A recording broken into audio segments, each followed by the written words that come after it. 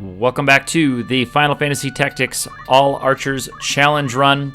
We have entered the final battle gauntlet. We are going to the end of the game here, beneath Orban Monastery, on our way to the entrance to Hell, or whatever it is in this game. This is the Underground Book Storage 4th floor. The first battle of this series is nothing crazy. It is a defeat all enemies kind of battle with some vanilla enemies, with an interesting archer there who is equipped with the Yoichi bow. And I had not remembered that little detail, that this archer can come equipped with that particular weapon. That is what we are packing in this fight. We have the Yoichi bows. We did go to the deep dungeon and I picked up the Yoichi bow. I did not quite get, because of some time constraints as I was recording these, I didn't quite get all the way into the deep dungeon to grab the Perseus bow. But I did get far enough to grab that Yoichi bow and did take advantage of that. So we all have a 12 attack longbow in the Yoichi bow. And then we have the 10 attack Gastrophytus crossbow. So we're using the Yoichi bow most of the time, especially this one where we do get a little bit of height advantage.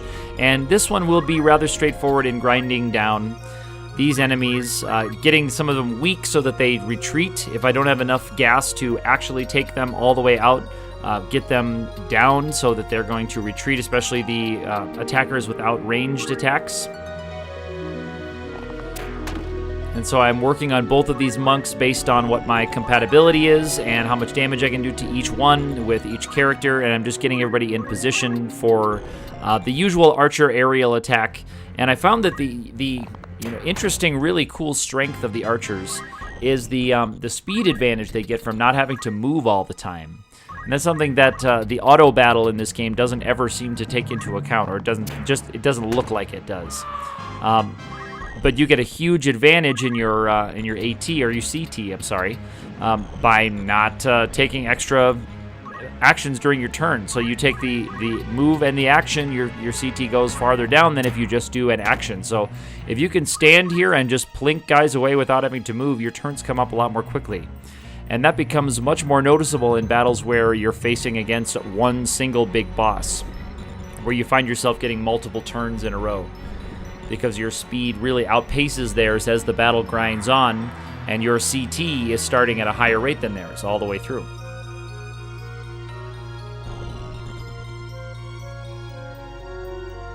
So this archer gets his action, and he's going to get into a range to attack, and I'm rather surprised to see 120 pop out. That's a pretty decent damage roll for that archer, so I decided to check. And indeed, he does have the Yoichi bow. Attack power 12, that's going to get multiplied by 10 because he has 10 speed and 11 AT, I think. And it takes the average of those two rounded down. So the average of 10 and 11 is 10.5, rounded down to 10. 12 times 10 with neutral compatibility is an even 120. So his base damage is 120. Our characters, when they use sprint shoes, they can get a multiplier of 13 on the 12. So that's their number for multiplying, is 12 times 13. So 156, I think. 156 is our base attack, I think, if I did that math correctly. 12 times 12 is 144, so 12 times 13 must be 156. So Mustadio now has to move because he's going to get in range to, or hopefully get in range to attack. He cannot quite. That archer is going to go down to the charged attack. I couldn't quite get the math to work to get it down to 2 attacks in the charge. And I wasn't really in a place where I wanted to sit down and try to calculate how many actions it would take. It was easier just to pound through. Meatbone Slash was an interesting reaction ability from that knight. We actually saw that pop up from an archer who did a really devastating Meatbone Slash earlier in this game when I was clearing out another battle here with archers. That was a good few battles ago.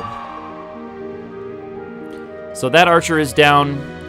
The monk is going to be retreating, and as these knights get weaker, they are going to retreat also. And we are now finally starting to have to move to get into range. I could sit and wait, I guess, until they come in. That'd be the safer strategy, to let them move one more time into our range. But we're in a pretty safe position here. I don't mind getting aggressive.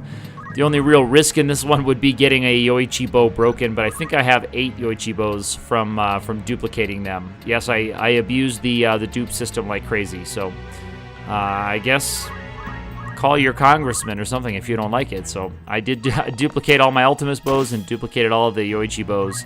That's a very nice crit there. Happy that we don't have anybody charging on him. But we'll just take the attacks now. We'll get the a little bit extra experience. Bastadio is actually 62. He's going to be our highest level character. I think Ramza is coming in on level 61 on these fights. Surge there is level 60. Chamberlain is a couple levels back. He missed out on a few levels when we were in the deep dungeon when I had to have Beowulf around to collect some of the treasures. Beowulf having the low brave. So I used him as an archer to pick up some of the good treasures, specifically, of course, the Yoichi bow. So Chamberlain did miss out on a couple of levels when we were in the deep dungeon. That's why he's where he is at 57. There's Ramza at 61. And I picked up a bunch of equipment before we came down, a bunch of random accessories and extra copies of armor and extra weapons and extra everything. So we have plenty of supplies. Money was not really a problem with this group, because archers just don't need to buy anything. They don't need to buy many heavy armors. They buy, a new bow ×5 when that comes available. They buy the thief hat, and then that's the last thing you buy is thief hats for your body. I am using power sleeves, which is for hit points. It is a couple of steps down from the black costume, but it gives you the +2 AT, and that is huge for getting our damage up. Here's an interesting Phoenix down with the big height difference there. That's kind of funny. Gives Ramza an extra attack, 144, and it lets Chamberlain line up for the final blow here so he can get that extra experience. And that is going to be it for Underground Book Storage, 4th floor. There's Rofel. He is trying to lead us down into that entrance to hell. Time God, open the gate. And onward we go.